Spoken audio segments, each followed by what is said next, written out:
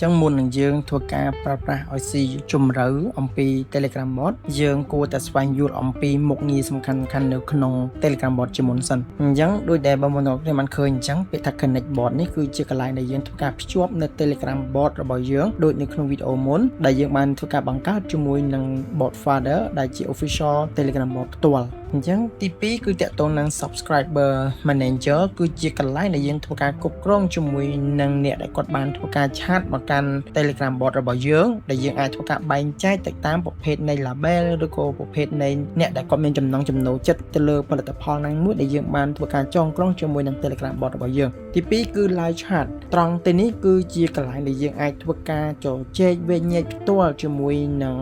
អ្នកដែលបានធ្វើការឆាតមកកាន់ bot របស់យើងដែលយើងអាចធ្វើការសរសេរឆ្លងឆ្លើយគ្នាបានដូច Telegram អញ្ចឹងទី3តាក់ទងទៅនឹង bot manager ត្រង់កន្លែង bot manager នេះគឺជាកន្លែងដែលយើងធ្វើការបង្កើតនៅ template bot automation ផ្សេងៗដែលយើងធ្វើការឲ្យ bot របស់យើងធ្វើការ respond ទៅកាន់អ្នកដែលគាត់បានចុចឬក៏សាកសួរអំពីព័ត៌មាននៅក្នុង bot របស់យើងត្រង់កន្លែងនេះគឺសំខាន់ជាងគេតាក់ទងនឹង Telegram bot ត្រង់កន្លែងនេះតាក់ទងនឹង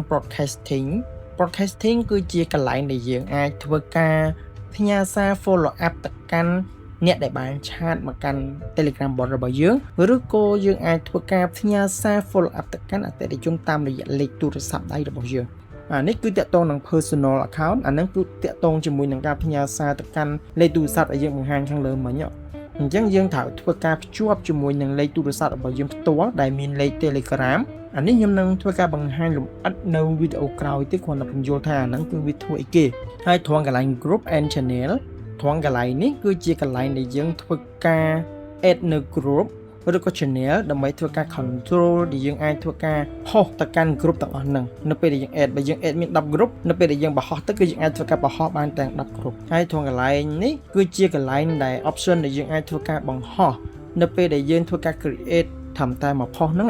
យើងអាចធ្វើការបោះទៅកាន់ group ផ្សេងៗជាច្រើនទៀតឬក៏ channel ដែលយើងបានគ្រប់គ្រងទៅដោយ bot របស់យើងហ្នឹងអញ្ចឹងទាក់ទងនឹង option Telegram នេះគឺវាមានតែប៉ុណ្្នឹងឯងហើយបើសិនជាបងប្អូនទាំងអស់គ្នាមើលមិនយល់បងប្អូនទាំងអស់គ្នាអាចធ្វើការបដូរភាសាត្រង់កន្លែងនេះបាននោះវានឹងធ្វើការបដូរភាសាពីអង់គ្លេសទៅកាន់ខ្មែរដើម្បីមានភាពងាយស្រួលក្នុងការអានហើយនឹងស្វែងយល់បន្ថែមអញ្ចឹងណាអូខេអញ្ចឹងវីដេអូរបស់ខ្ញុំគឺមានតែប៉ុណ្្នឹងឯងយើងនឹងជួបគ្នាបន្តទៀតនៅវីដេអូក្រោយបាទអរគុណ